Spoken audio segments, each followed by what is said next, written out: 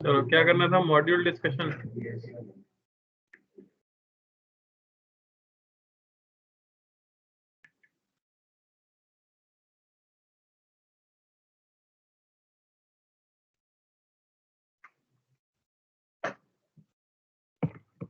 बताओ एक्सरसाइज 11.1 में डाउट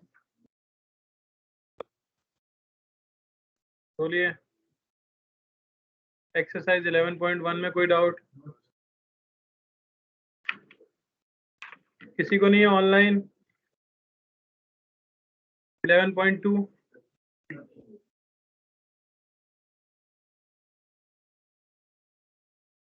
और 13 के अलावा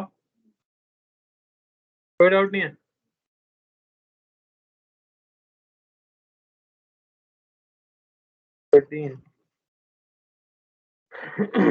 The duration of a laser pulse is the uncertainty in its energy will be.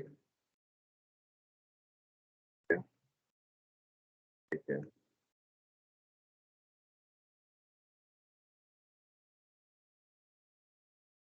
ये तो उसका है हाइजेनबर्ग अनसर्टेनिटी प्रिंसिपल।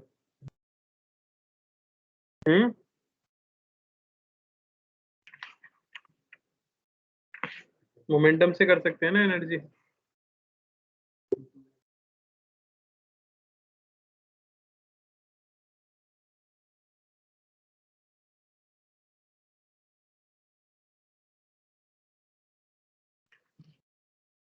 किसको कहते थे अनसर्टेनिटी?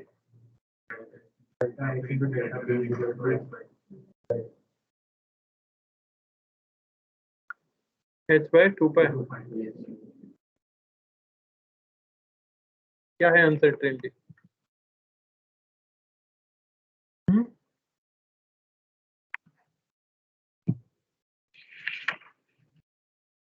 डेल्टा पी को क्या लिख सकते हैं? Root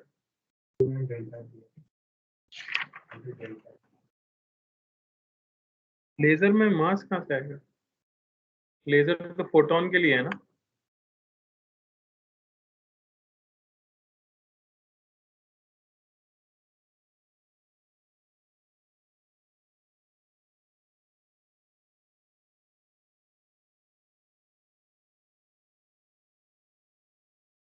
delta into delta T greater than equal to h/2π।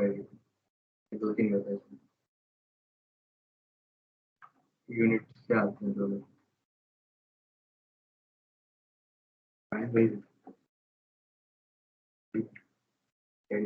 E/c से क्या मिलता है? वेवलेंथ,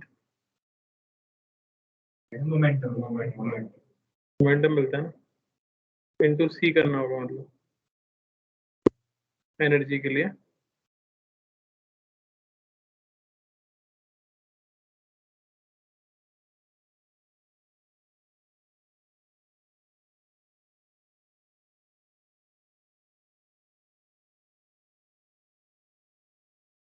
डेल्टा एक बार डेल्टा सी होता है ना डेल्टा टी।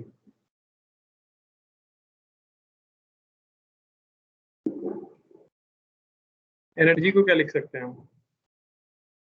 ये रिलेशन है ना हमारे पास, एनर्जी क्या हो जाएगी? पीसी। पी जहाँ पे मोमेंटम, ये फॉर्मूला समझ आ रहा है कि नहीं? तो अनसर्टेनिटी डेल्टा ई चाहिए ना आपको, तो उसे क्या लिख सकते हैं? डेल्टा पी इंटू सी। डेल्टा पी को क्या लिख सकते हैं? h/2π delta x. अरे बोलो, इंटू सी। डेल्टा एक्स बाय सी, ये टाइम होना चाहिए, ड्यूरेशन। करके देखो क्या आता है, आएगा तो नहीं, इससे लगेगा।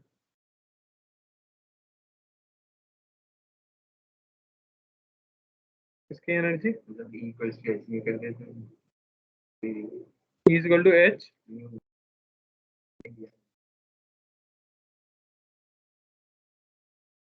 एक बार मेरे को भी चेक करना होगा यार, अनसर्टेनिटी वाला केमिस्ट्री में कुछ होता होगा, सोचता हूँ। और बोलो। तो एक पल्स वो जनरेट कर रहा है, उसका टाइम इंटरवल दे रखा है, जो वेव जनरेट हो रही है उसका टाइम पीरियड 10⁻⁸ सेकेंड है। एनर्जी तो निकल जाएगी यहाँ से सीधे एच न्यू करके, है ना, क्योंकि आपको न्यू मिल जाएगा 1 टाइम पीरियड। अरे समझ रहे हो, पर वो अनसर्टेनिटी कहते हैं क्या उसको?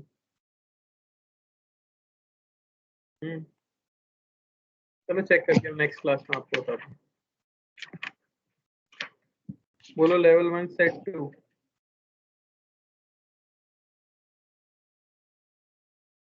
एक सेकंड।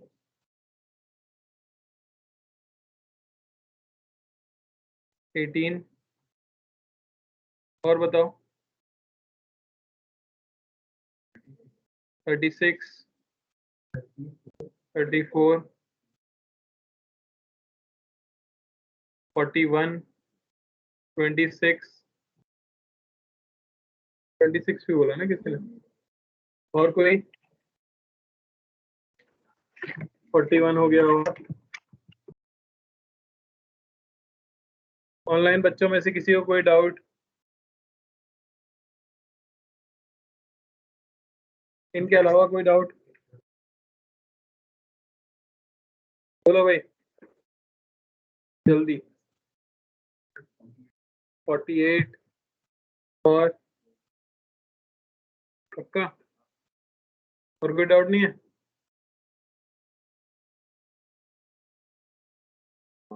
ठीक। 18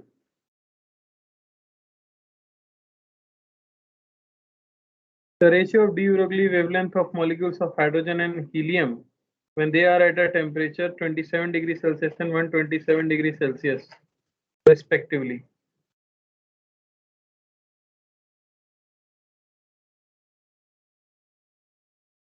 तो लैम्डा आपको पता है क्या हो जाता है? सॉरी, लैम्डा क्या हो जाता है? h/p, यानी लैम्डा कह सकते हैं इनवर्सली प्रोपोर्शनल है मोमेंटम के। मोमेंटम को क्या लिख सकते हैं? p²/2m, मतलब एनर्जी को। एक मॉलिक्यूल की एनर्जी को क्या लिख सकते हैं? 3/2 kT। अरे समझ आ रहा है? तो मोमेंटम को क्या लिख सकते हैं? 3kmt under root. तो बस आपको मिल जाएगा लैम्डा ऑफ कौन? Hydrogen bye lambda of diatomic है तो बेटा किसके लिए? एक मॉलिक्यूल की ट्रांसलेशनल एनर्जी ले रहा हूँ मैं तो, क्या टोटल लेंगे क्या यहाँ पे? 3/2 kT तो होती है।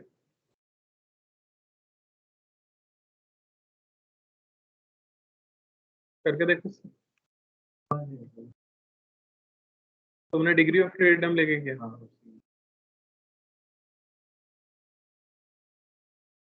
यहाँ तो वेवलेंथ हम सिर्फ किससे डिफाइन करते हैं? ट्रांसलेशन के मोशन से डिफाइन करते हैं।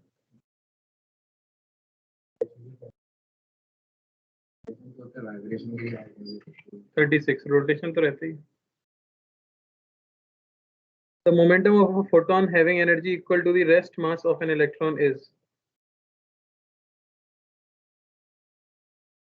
एनर्जी पता है आपको? पूछा क्या है? मोमेंटम।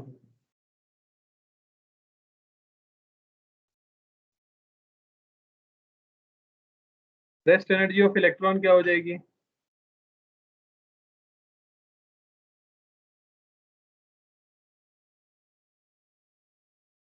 क्या लिख देंगे?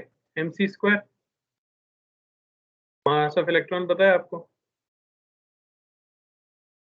Into c²। तो इतनी एनर्जी अगर एक फोटोन के पास है तो उसका मोमेंटम पूछा गया है आपसे। E इज इक्वल टू क्या हो जाता है? pc। तो p की वैल्यू क्या होती है? E/c। यानी यहाँ से मिल जाएगा 9.1 into 10⁻⁻31 into 3 into 10⁸8। Order match कर रहा है क्या?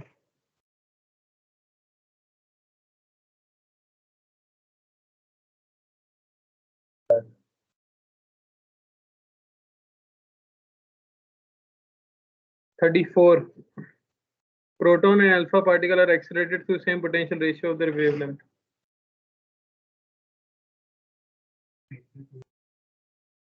ठीक है, देख लेते हैं।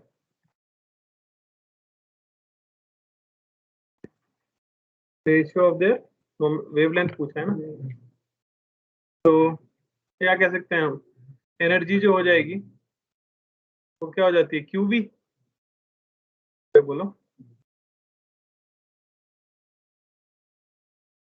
ऐसे लिख सकते हैं p²/2m, है ना। यहाँ से p आप लिख सकते हो √2m QV, ये मोमेंटम हो जाता है। इसी को क्या लिख सकते हैं, h/λ। तो लैम्डा बेसिकली इनवर्सली प्रोपोर्शनल हो गया 1/√2m QV के। तो lambda of proton by lambda of alpha particle, ये हो जाएगा under root mass of alpha particle 4m, charge 2e into v by proton m,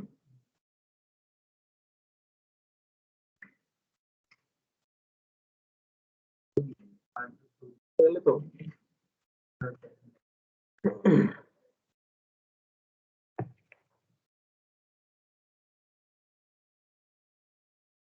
41।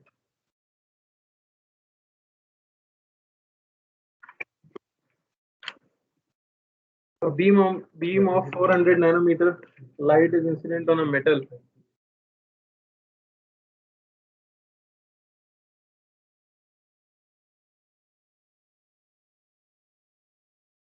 इसमें क्या डाउट है यार, कैसे हो सकता है, तो जल्दबाजी में किया था क्या। एनर्जी क्या हो जाएगी हमारे पास 12400 बाय 400, 3.1 इलेक्ट्रॉन वोल्ट, है ना। तो के मैक्स जो आपको मिल जाएगा वो मिल जाएगा 3.1 माइनस 2, यानी कि 1.1 इलेक्ट्रॉन वोल्ट। कितनी एनर्जी है, तो आपको क्या चाहिए, रेडियस दे रखी है आपको, रेडियस हो जाती है सीधे क्या mv/bq, यानी कि p/v। काइनेटिक एनर्जी को क्या लिख सकते हैं, p²/2m। तो p आपको मिल जाएगा यहाँ से अंडर रूट 2m के। तो रेडियस आपको दे रखी है 0.1, ये होना चाहिए p, यानी कि under root 2 into 9.1 into 10⁻31 into kinetic energy 1.1 into 10⁻16 into 1.6, है ना। इलेक्ट्रॉन वोल्ट को कन्वर्ट कर दिया अपॉन ई इंटू बी, क्या हो बेटा, -19 होगा। यहाँ से बी निकल जाएगा, क्या गलती की थी, कोई डाउट नहीं होगा, आंसर जो आ रहा है आपका सही है। 26 कैलकुलेशन थोड़ी सीख सकते हो आप 12th में आके,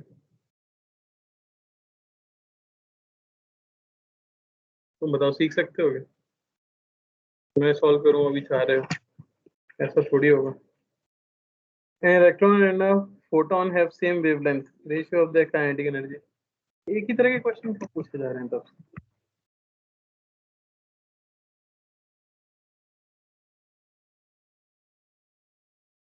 तो इलेक्ट्रॉन की वेवलेंथ तो क्या हो जाएगा, मोमेंटम ऑफ इलेक्ट्रॉन, यानी कि अंडर रूट 2m के, और वेवलेंथ नहीं क्या इक्वल बोला है, वेवलेंथ h/p, है ना, इलेक्ट्रॉन के लिए तो, और फोटोन के लिए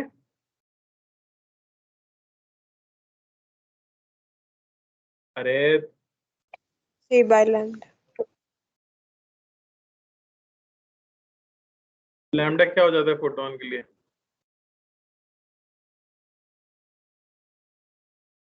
e/c नहीं,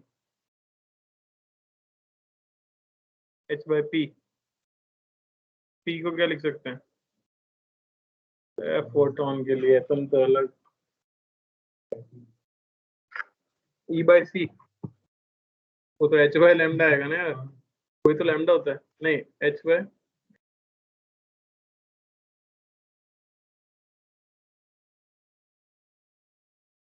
फोटोन के लिए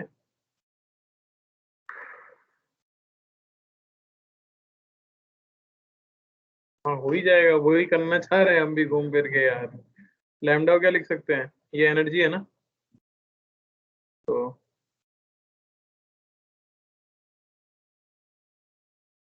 है ना। अब काइनेटिक एनर्जी और ई का रेशियो चाहिए यार निकालने में, समझ आ रहा है। ये इलेक्ट्रॉन के लिए लिखा है और ये फोटोन के लिए लिखा है। जिनको डाउट था उनका क्लियर हुआ। 48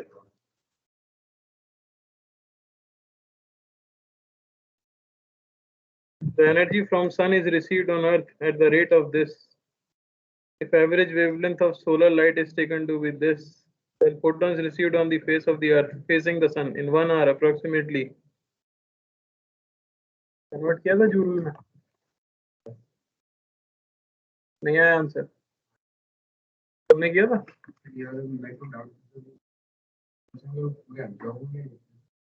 एब्जॉर्ब होंगे, उससे मतलब भी नहीं है। वो तो सिर्फ आप ये देख लो इंटेंसिटी कितनी आ रही है अर्थ पे, इंटेंसिटी इंटू प्रोजेक्टेड एरिया, हो गई total energy upon energy of one photon, ये हो गया नंबर ऑफ फोटोन पर सेकेंड इंटू 3600 पर आवर हो गए। और कोई डाउट? सॉल्व किया? सर क्वेश्चन नंबर 3 बता दीजिए। कौन सा बेटा? 50 50। A beam of light of flux density, this is incident normally on a completely absorbing screen. If P is the pressure exerted on the screen, then P is. Flux density का formula याद है आपको? Hello, yes तो बेटा उससे नहीं हुआ आपका?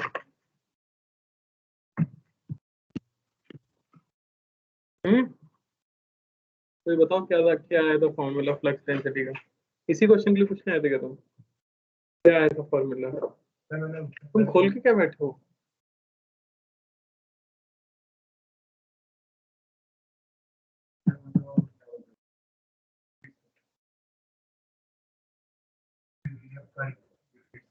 सर एनर्जी बाय 80 लैम्डा है।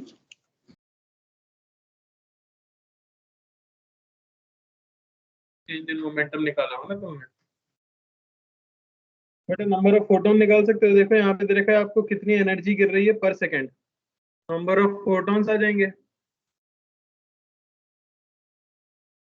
तो कितना आ जाएगा 30 इंटू 10⁻³ कितने जूल पर सेकेंड गिर रही है पर यूनिट एरिया। कितने एरिया पे कितनी गिर रही होगी? 100 मिलीमीटर स्क्वायर। अरे बोलो, ठीक है ना, upon energy of one photon.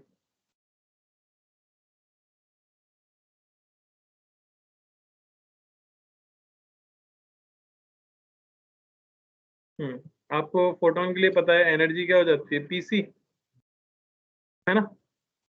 और यहाँ में क्या लिखना है, change in momentum basically into C, एक फोटोन की एनर्जी। यही मोमेंटम में चेंज तो आया होगा, तो ये आ गया नंबर ऑफ फोटॉन्स, उससे भी आ जाएगा, वही तो फॉर्मूला आया था हमारे पास। ये हमें इंटेंसिटी दी हुई है, तो रेडिएशन प्रेशर एब्जॉर्प्शन के लिए यूज कर लो। इससे वही डिराइव होगा जो करके आगे से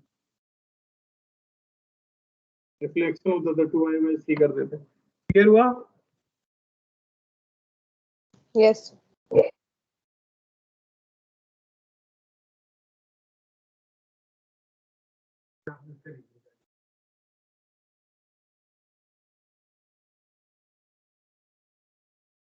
क्योंकि वेवलेंथ जो हम निकाल रहे हैं वो तो सिर्फ ट्रांसलेशन की वजह से निकाल रहे हैं। सवाल पढ़ लो फिर, डाउट पूछ लो क्या सवाल है। तो डी ब्रोगली वेवलेंथ जब आप निकालते हो तो उसमें आप मोमेंटम कौन सा वाला रखते हो? एंगुलर मोमेंटम रखते हो क्या उसके अंदर? तो रोटेशन का क्या लेना देना फिर उससे। चलिए, रेडियो एक्टिविटी पे लास्ट क्लास में हमने फॉर्मूले सारे देख लिए थे, थ्योरी देख ली थी। क्वेश्चंस करने हैं, फटाफट शुरू करो।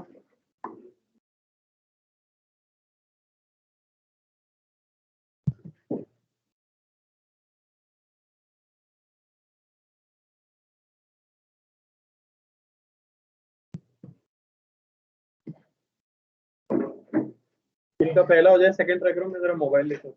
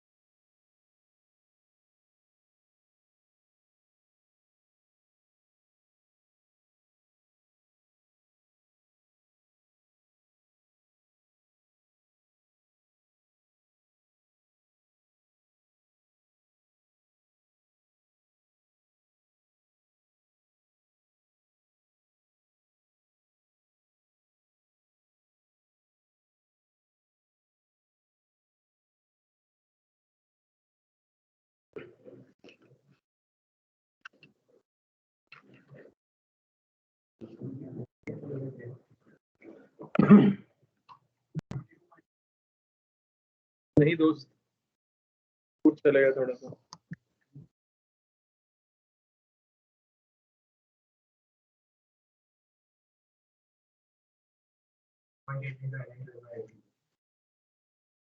एलेंट होता है 0.693। पुट करके आंसर बताओ। एलेंट 12 3 into 4 लिख दो। एलेंट 3 क्या हो जाता है? 0.7 कुछ क्या आता है?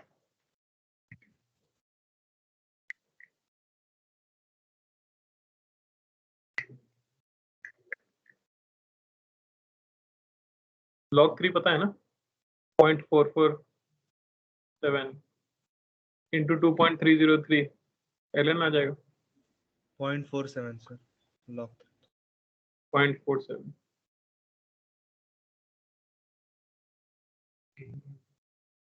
16.4 है। तो क्या निकाल सकते हैं? आपको दी गई है यहाँ पे हाफ लाइफ। क्या निकल जाएगा हाफ लाइफ से? लैम्डा। लैम्डा की वैल्यू हो जाती है सीधे ln2 बाय टी हाफ, यानी ये आ गया आपके पास ln2 बाय 3.8 डेज इनवर्स, है कि नहीं? ये लैम्डा आ चुका है। अब हमें पता है n ये है, किसी भी समय पे ये होता है n0 e की पावर माइनस लैम्डा टी, तो ये रह जाना चाहिए n0 बाई 20, है ना? तो यहाँ से हमें मिल जाएगा 20 इज इक्वल टू ई की पावर लैम्डा टी। दोनों तरफ ln ले लोगे तो लैम्डा टी की वैल्यू क्या आ जाएगी? ln 20। अरे बोलो, तो t की वैल्यू क्या आ जाएगी? ln 20 बाय, कौन है ये? लैम्डा। क्या वैल्यू है उसकी?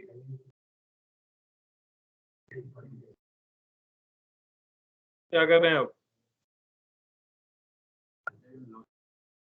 10 into 2 लिख सकते हैं, प्लस में चला जाता है ना, तो ये हो गया ln2 प्लस ln10, मैं सही कह रहा हूँ क्या? Into 3.8 by ln2। ये डायरेक्ट दोनों ही याद होते हैं, ये डायरेक्ट सबको याद होते हैं। 0.693 plus 2.303 into 3.8 upon 0.693 equal to 16.4 दिन।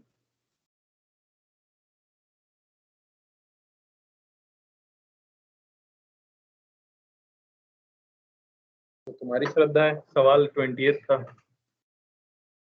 ये सबने 12th ले लिया, ऐसे होता है। भेड़ देखिए, भेड़, भेड़ चाल देखिए। फिर भेड़ अकेला होता है, क्या कह रहा है? भेड़ भेड़ भाई, भेड़, शीप झुंड में होते ग्रुप में रहते हैं ना हमेशा। तुम खुद को भेड़िया समझ रहे हो? चलो भाई अगला कर लो।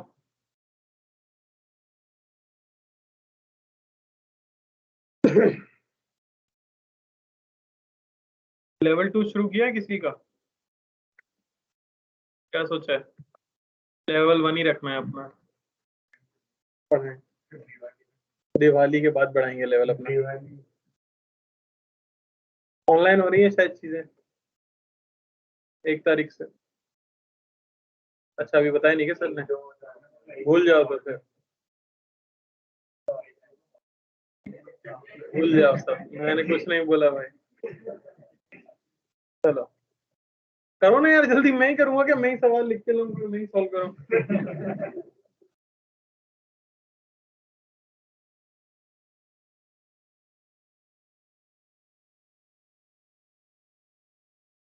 सबका आना चाहिए आंसर इसका।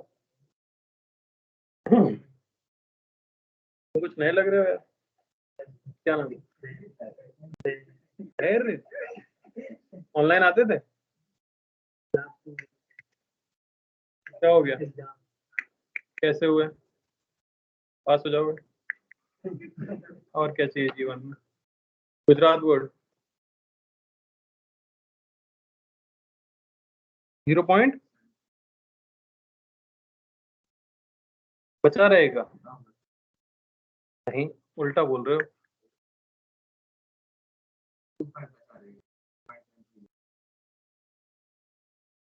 तुम्हारा तबीयत कैसी है भाई?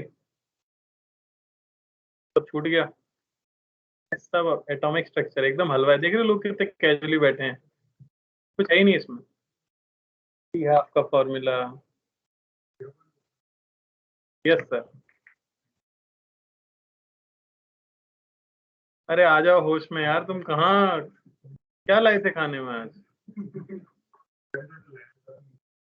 अच्छा तभी ये हालत हो रही है।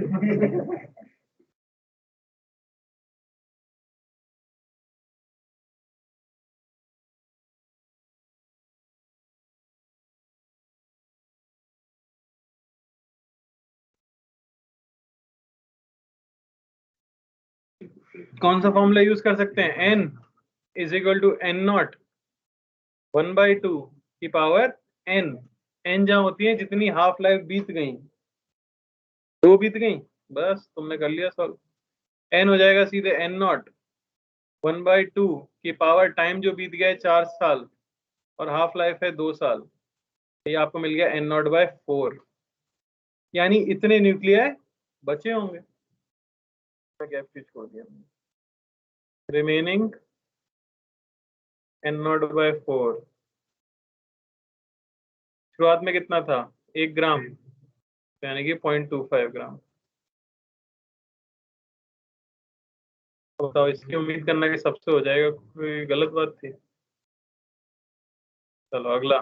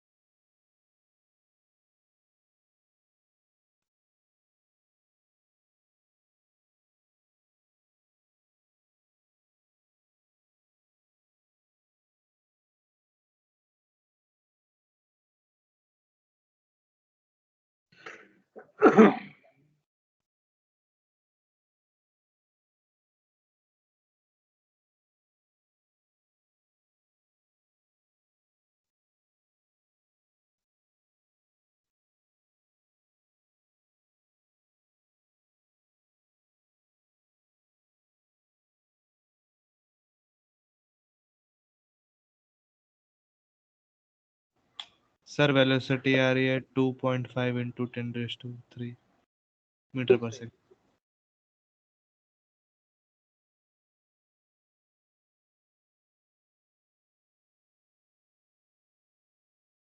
टाइम निकालना है ना हमको बस। 4 into 10⁻³ seconds। क्या कुछ गड़बड़ हो गई है। किलोमीटर है। ओ सॉरी सर, किलोमीटर है, मैं मीटर में कर रहा हूँ। Sir, 4.8 into 10⁻⁻5. ओके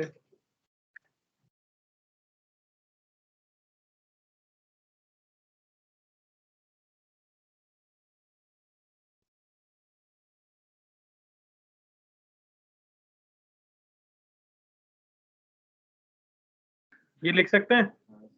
यहाँ से v आपको मिलता है 2500 मीटर पर सेकेंड। अब तुमने ट्राई नहीं किया, क्या कर सकते। टाइम जो लगेगा वो जाएगा डिस्टेंस 10 किलोमीटर अपॉन 2500। कितना टाइम लगेगा भाई? 4 सेकेंड। तो 4 सेकेंड में कितना seconds। मल्टीप्लाई हमें ये बताना है। n हो जाता है n0 1/2 की power half, number of half life. तो वो हो जाता है 4 सेकेंड में कितनी हाफ लाइफ हो गई होंगी? अरे बोलो। हो गया n0 2 की पावर -1/175। इजीली कैलकुलेट हो सकता है। n की वैल्यू क्या मिल जाएगी?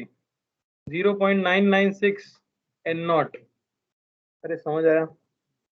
तो फ्रैक्शन ऑफ डिकेड न्यूट्रॉन्स क्या हो जाएगा? अरे बोलो। 1 माइनस 0.996 यानी कि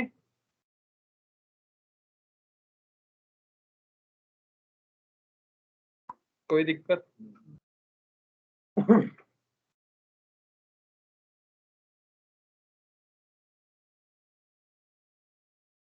छोटा सा एक और सवाल।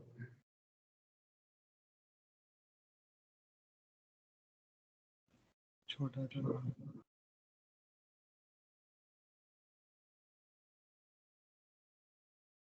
जो इसका सही जवाब देगा उसे 1 लाख रुपए दे सकते हैं।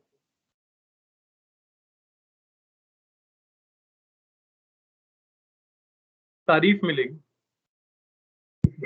पैसा तो जीवन में कमा लेता है आदमी, सम्मान और तारीफ नहीं कमा पाता।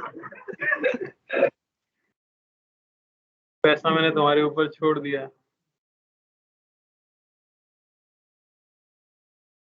प्लीज यार कम से कम क्यूरी के लिए तो सॉल्व कर लो। एक वैज्ञानिक मर गए, तुम सवाल तक सॉल्व नहीं कर पा रहे।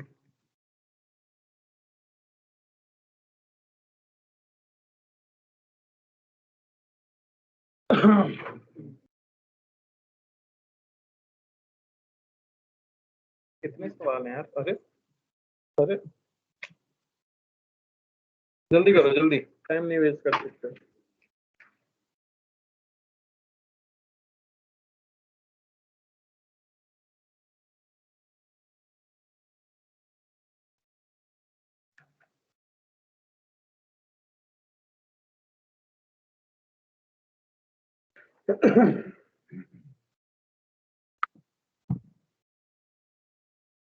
कितने बजे तक क्लास है? 5।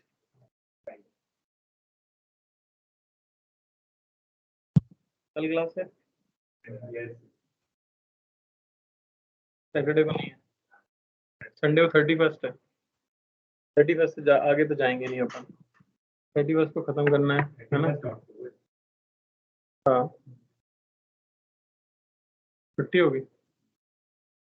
क्यों? क्या था क्या खाने में?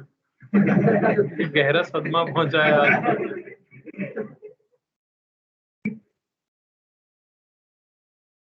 सबके अल्फा बीटा गामा डिके पढ़ना है, साइमल्टेनियस और कॉन्जिक्यूटिव डिसइंटीग्रेशन पढ़ना है। फर्स्ट सेकंड को क्लास डिस्कशन होगा ना उसमें तो।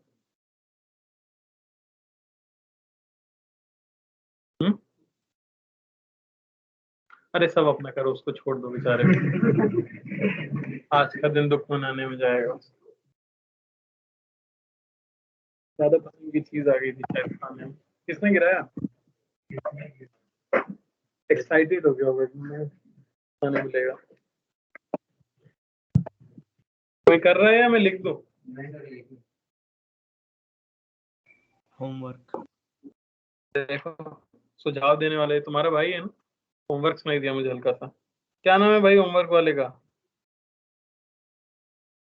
बस कंफर्मेशन के लिए पूछ रहा हूँ, मैं कुछ नहीं कह रहा। हाँ सर मैं ही हूँ। मैं नेक्स्ट वाले की बात कर रहा था, ये तो कर ही रहा हूँ मैं अभी। हाँ, देखो बता तो। आए क्यों नहीं भैया आज तुम? सर बस आज अच्छा फील नहीं हो रहा था तो नहीं आया। आज वैसे भी एसी भी नहीं चल रहा है, नींद भी खराब होती। घर पे ही सही है।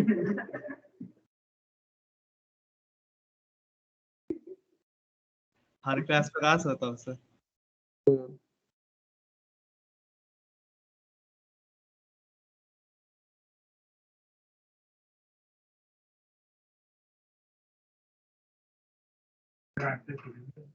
आंसर देख लेता हूँ मैं।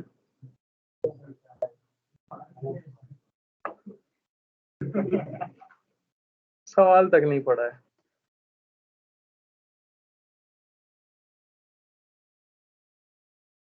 क्या हुआ? नहीं आता?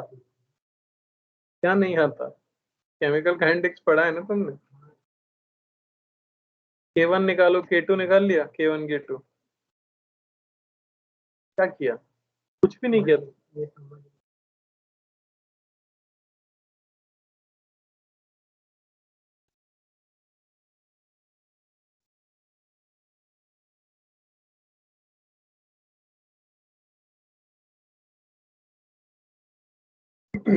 चलो मैं सवाल बता दूं पहले।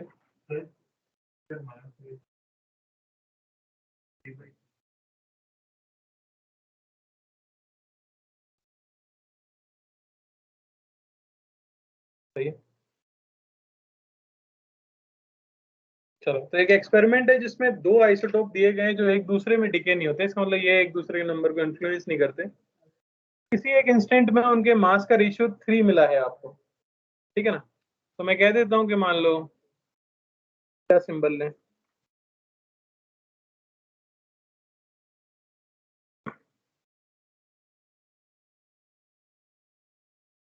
सिंबल की गड़बड़ हो गई। N1 मान लेते हैं A का अपॉन N2 या N1 B का, इनका रेशियो आपको दिया गया है 3। The rapidly decaying isotope has larger mass and an activity of 1 microcurie initially।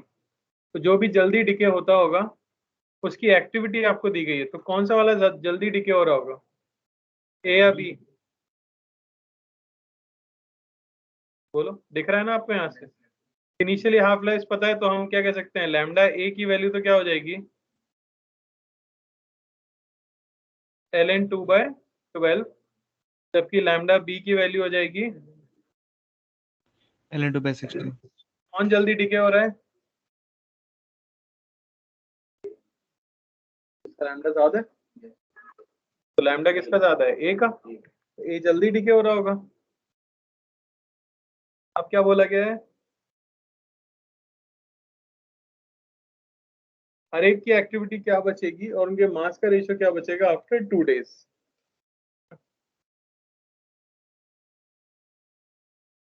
ठीक है, तो एक्टिविटी हमें पता है क्या हो जाती है, लैम्डा इंटू एन। तो इनिशियली कितने होंगे हम यहाँ से ये निकाल सकते हैं, 1 माइक्रोक्यूरी आपको दे रखा है एक्टिविटी, ये होनी चाहिए लैम्डा ऑफ ए। समझ आ रहा है? Into N. क्लियर है कि नहीं? साथ ही साथ हम क्या कह सकते हैं, किसी भी समय पे जो n1 a का बचा होगा वो होगा इनिशियली a जितना था, उसको मैं कह देता हूँ एन ए, ई की पावर माइनस लैम्डा टी, और b का जो बचा होगा एन बी ई की power minus lambda two T. Yes sir. Ratio में दे रखा है। एक के 4 हाफ लाइफ हो जाएंगे, एक के 3 हाफ लाइफ हो जाएंगे। पता है हमें रिलेशन क्या है दोनों की, इसमें लैम्डा में, लैम्डा को इन्हीं के टर्म्स में लिख लेते हैं ना।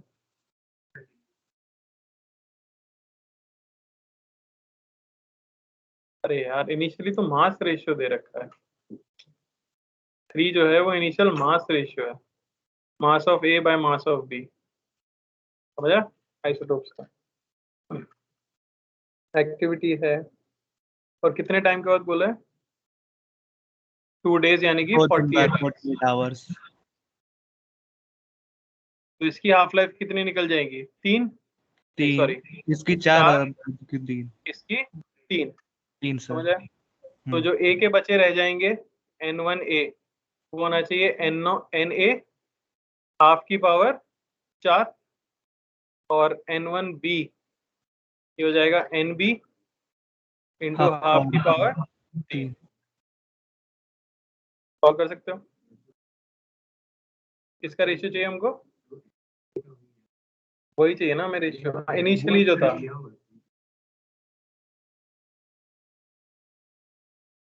N A by N B 3 हो जाएगा। Yes sir. तो यहाँ से क्या मिल जाएगा हमें? N dash A by N dash B. Solve करके आ जाएगा ना? निकालना क्या था? 3/2 आ रहा है सर। हाँ 3/2, यस।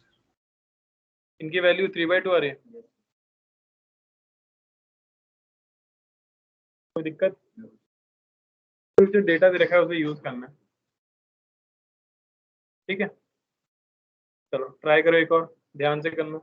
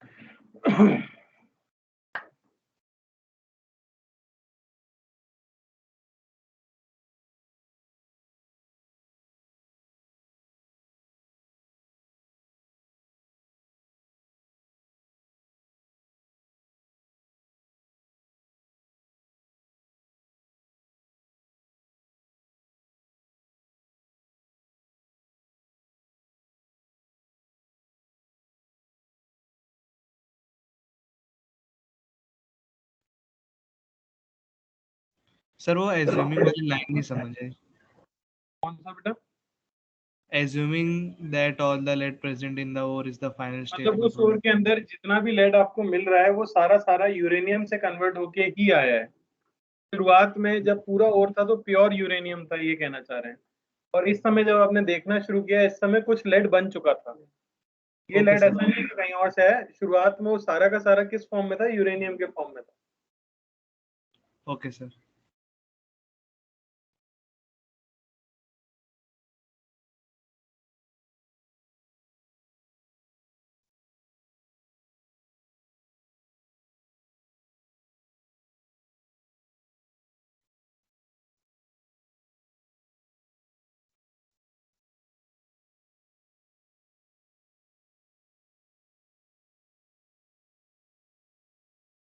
क्वेश्चन है, ध्यान से करो।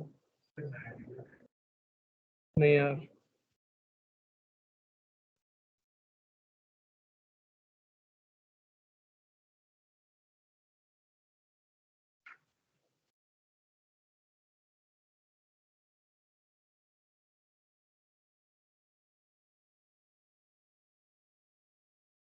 1.95 into 10 raised to 1.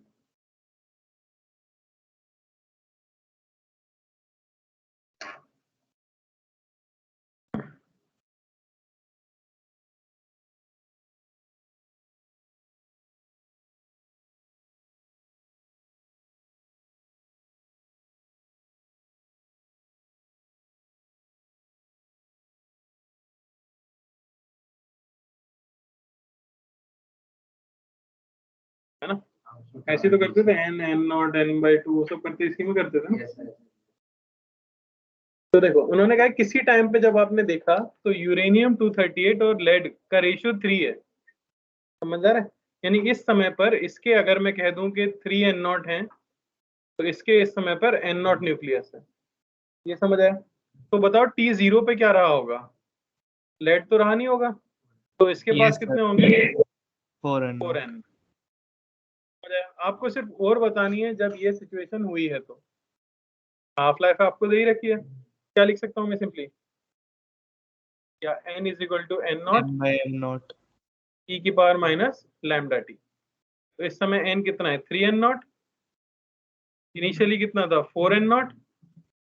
अरे बोलो, e की पावर माइनस लैम्डा टी, या t बाई टी हाफ कर सकते हो क्योंकि t हाफ दिया हुआ है, सीधे यहाँ क्या लिख दो? t अपॉन टी हाफ, 1/2 की पावर आ जाएगा ना। अरे बोलो, Yes, sir. वो log 1.33 आ रहा है, उसका क्या करना है? तो यहाँ से आपको क्या मिला? 3/4, ये क्या हो जाना चाहिए? 1/2 की power T by T half. ऐसी कुछ आ जाएगा। अब क्या कर लें? लॉग ले लें दोनों तरफ, तो यहाँ आपको मिल सकता है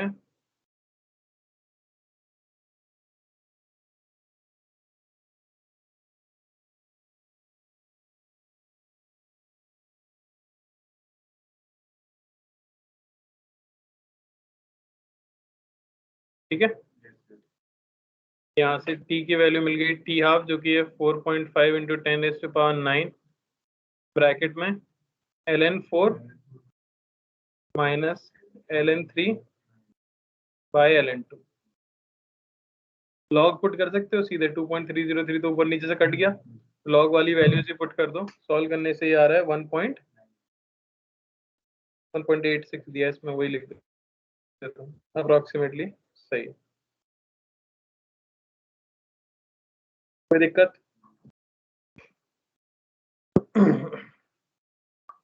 चलो आगे बढ़े।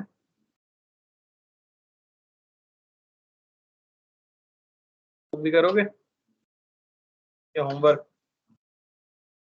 ट्राई कर लेना, मैं आपको आंसर यहीं पे लिख देता हूँ इसका। फोन, इसे क्या बोलते हैं? ये जो मेथड होता है, कार्बन डेटिंग, बिल्कुल सही।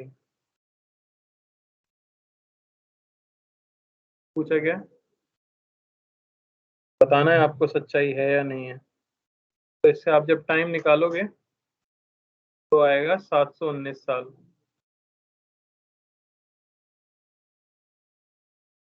ज्यादा हो गए? Ashoka the great found in Bihar, ठीक है। चलो आगे है रेडियो एक्टिव सीरीज। क्योंकि हमारे पास नेचर में कई सारे रेडियो एक्टिव एलिमेंट्स हैं और हमें ये भी पता है कि रेडियो एक्टिविटी दिखाते दिखाते एक एलिमेंट दूसरे एलिमेंट में क्या हो सकता है?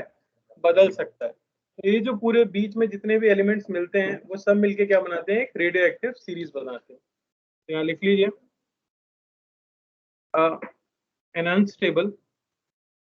an unstable heavy nuclei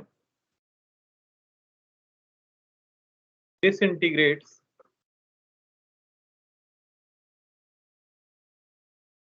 into a relatively stable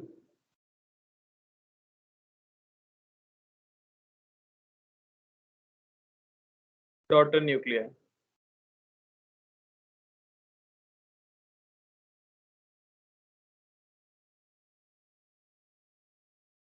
अब क्या जो डॉटर न्यूक्लियर फॉर्म हुआ है जरूरी है वो हमेशा स्टेबल रहे?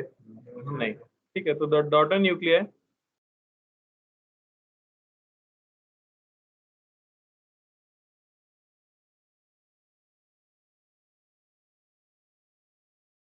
may further disintegrate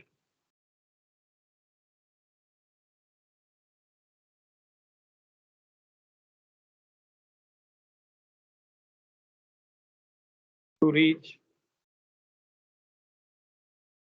a relatively stable nuclei.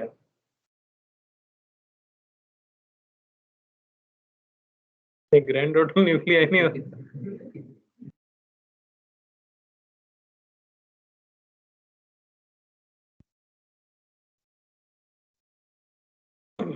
ठीक है, तो इन्हीं सभी को मिलके क्या कहते हैं, रेडियो एक्टिव सीरीज कहते हैं।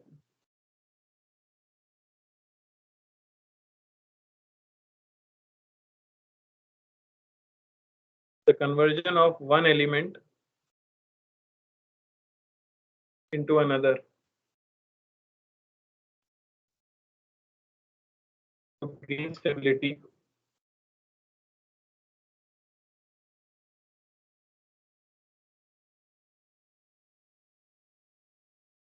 is called a radioactive series.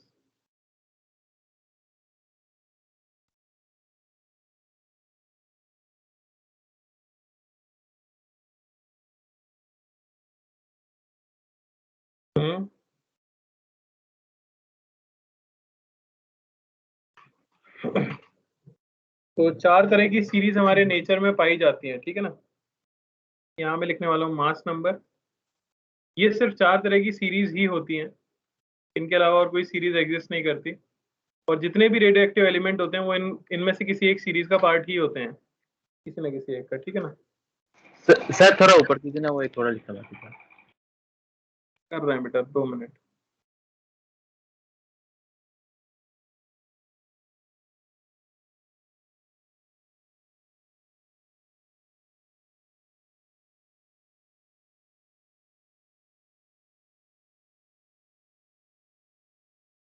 इन्हीं के Yes. बेसिस पे इनको कहा जाता है, ठीक है ना। मास नंबर से आप याद रखोगे।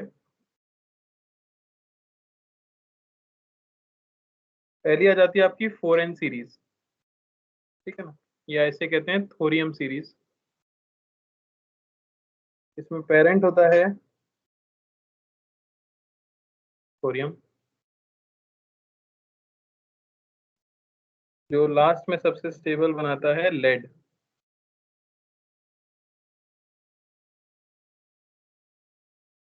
इसकी हाफ लाइफ होती है 1.39 इंटू 10⁻10 ईयर्स, काफी लंबा समय। दूसरी होती है 4n+1,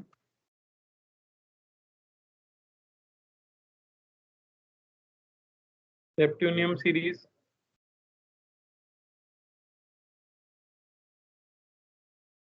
इसमें 93, नेपट्यूनियम 237 और एंड प्रोडक्ट बनता है बिस्मथ 83,209।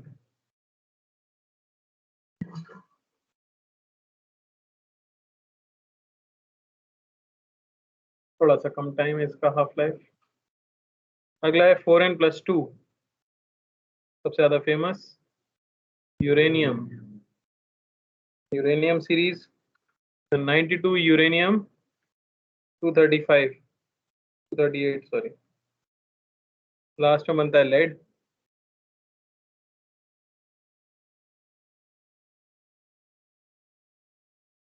चार 4.5 इंटू 10⁻9 ईयर्स।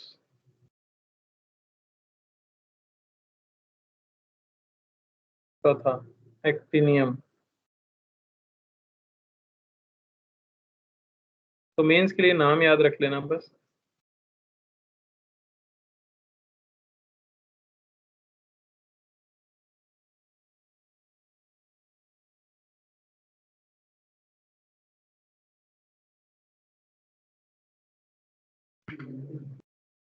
हम्म,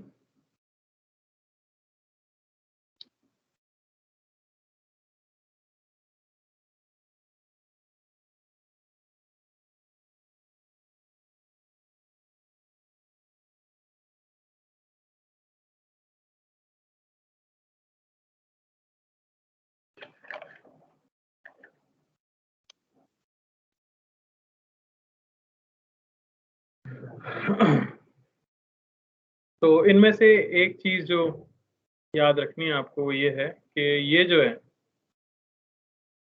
ये अब हमारी पृथ्वी पे नहीं मिलती, क्योंकि इसकी हाफ लाइफ बहुत कम है age compare to solar system की एज जो कि बहुत ज्यादा है। तो जो अर्थ पे थे वो सब मर गए, है ना। तो ये अब लैब के अंदर लोग बना लेते हैं। तो कैन बी फाउंड, तो क्या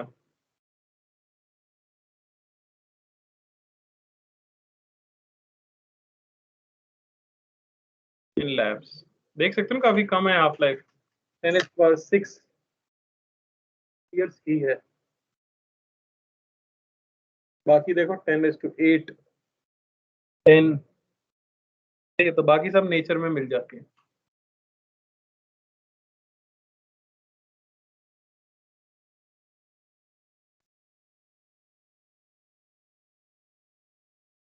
इसलिए क्या सबने आगे लिखिए साइमल्टेनियस डिसइंटीग्रेशन।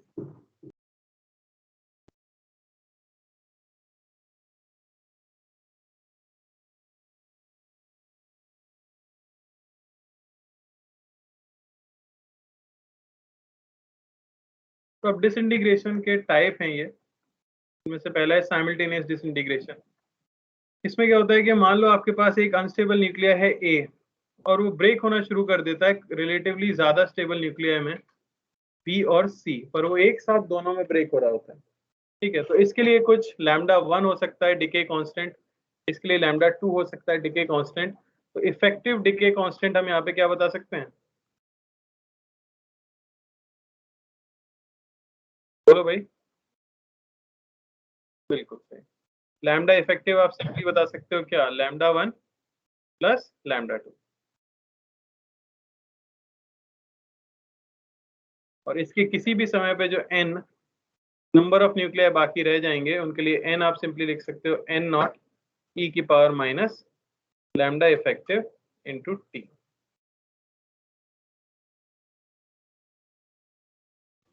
Parallel reaction. हाँ पैरेलल।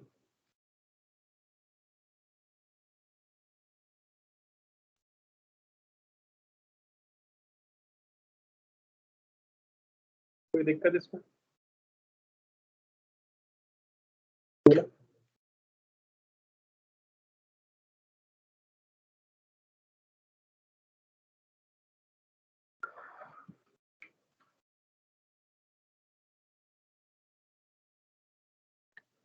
सिंपल सही है। अगला लिख लीजिए सक्सेसिव डिसइंटीग्रेशन। इसमें होती है हमारी रेडियो एक्टिव सीरीज।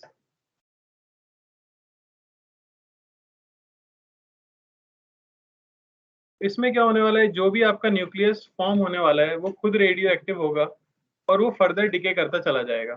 यानी जैसे मैं कहूँ ए, ये जाता है λ1, बी ये डिके होता है λ2, सी और इस तरह से λ3। समझ आ रहा है। हो सकता है ये सीरीज पहले से आ रही हो कहीं, तो हम इस तरह से लिख सकते हैं। तो किसी समय पर अगर मैं इसके न्यूक्लियस बचे हुए कह देता हूँ n1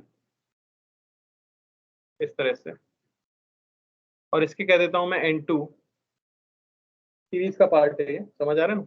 अच्छा यहाँ एक चीज आप क्लियरली बता सकते हो, λ1 क्या है, बड़ा होगा λ2 से, λ3 से एंड सो ऑन। क्यों कह रहा हूँ मैं ऐसा, जो ज्यादा अनस्टेबल है उसका डिके कांस्टेंट ज्यादा होना चाहिए कि नहीं होना चाहिए। चलो यस। तो किसी भी समय पर अगर हम बात करेंगे फॉर बी, तो dn2/dt की अगर बात की जाए तो आप क्या लिख सकते हो,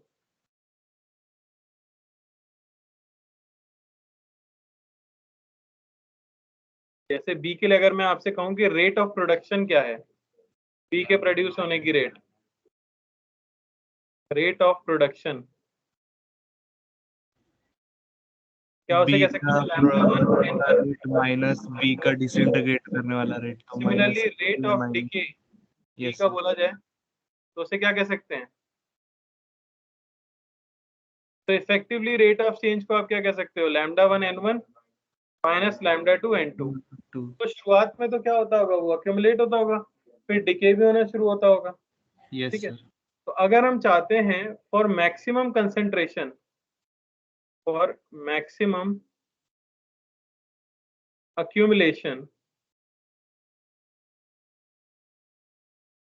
of B, तो क्या कंडीशन होनी चाहिए, क्या ऑब्वियसली dN2/dt क्या हो जाना चाहिए, 0। अगर N2 मैक्सिमा रीच कर चुका है तो dN2/dt 0 हो जाना चाहिए। यानी आप क्या कह सकते हो, λ1 n1 ये इक्वल हो जाना चाहिए λ2 n2। तब ऐसा होगा उस समय पे कंसेंट्रेशन क्या होगी, मैक्सिमम होगी बी की। यानी कि आप ये कह सकते हो मैक्सिमम होने के लिए रेट ऑफ प्रोडक्शन ये इक्वल होना चाहिए रेट ऑफ डिके।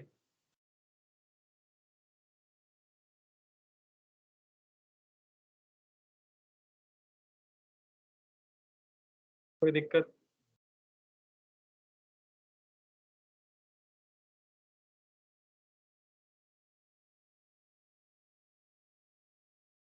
उस समय पे इसकी मैक्सिमम कंसेंट्रेशन हमें मिल पाएगी, है ना। यस इसे सर। क्या कहा जाता है, इक्विलिब्रियम भी कहा जाता है। Yes sir.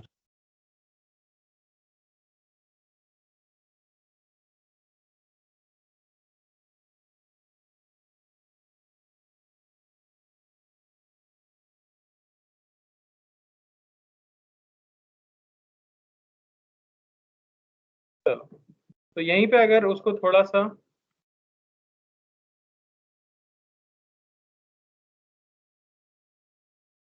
हमें मिल गया था dN2/dt, ये होगा λ1 n1 माइनस λ2 n2।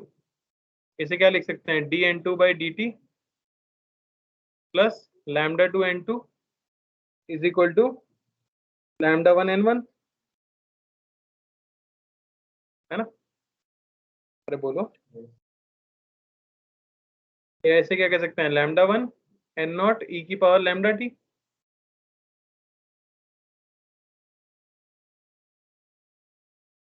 और क्या, n0 जहाँ पे a का इनिशियल कंसेंट्रेशन है। ये आपको मिल गई है क्या, एक डिफरेंशियल इक्वेशन का सॉल्यूशन आप बड़ी आसानी से निकाल सकते हो। और आपको क्या मिलेगा, n2 ये क्या होना चाहिए, λ1 n0 बाय λ1 माइनस λ2 e की power minus λ2t minus e की power minus λ1t।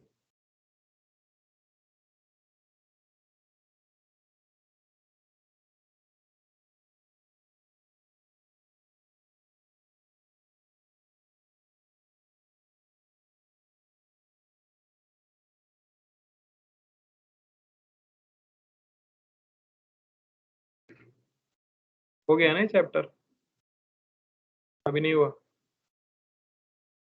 Differential equation हो गया। हो गया सर। बाएं हाथ तक के लिए